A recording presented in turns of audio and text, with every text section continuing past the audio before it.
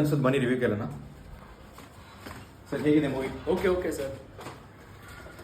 Sir ಹೇಗಿದೆ sir movie? ಹೇಗಿದೆ movie ಹೇಗಿದೆನಾ?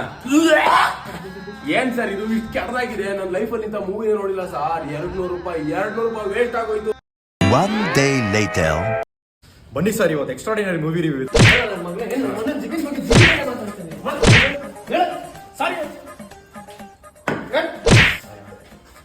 Sir ಮೊನ್ನೆ ನಾನು ಫಿಲಮ್ ನೋಡ್ಬಿಟ್ಟು ಚೆನ್ನಾಗಿಲ್ಲ, ಇದೆಲ್ಲ ಕೆಟ್ಟದಾಗಿದೆ ಮೂವಿ.